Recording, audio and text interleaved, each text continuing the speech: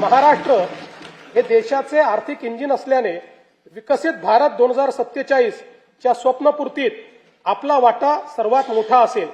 राज्याची अर्थव्यवस्था सन 2047 पर्यंत $5 ट्रिलियन करणे हे राज्याचे मुख्य ध्येय आहे। या ध्येयाची पूर्तता करण्याच्या दृष्टीने विकसित महाराष्ट्र 2047 चे विजन डॉक्युमेंट जाहीर करण्यात आले आहे।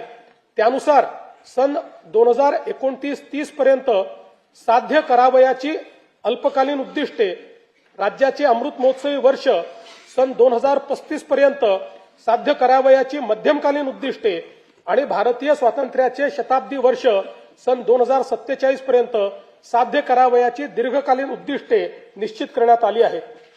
राज्याच्या प्रादेशिक संतुलित विकासाला चालना देण्याकरता 4 प्रमुख स्तंभ ठरवण्यात आले आहेत। एक प्रगतिशील, दुसरं शाश्वत, तिसरं सर्वसमावेशक आणि चौथं सुशासन। या 4 स्तंभाच्या अंतर्गत 16 उपक्षेत्रे निश्चित करण्यात आली आहेत।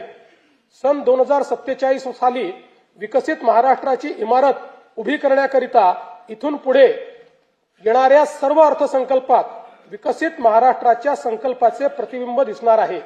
या संकल्पाची दिशा कशी असेल हे या वर्षीच्या अर्थसंकल्पात मी स्पष्ट करणार आहे।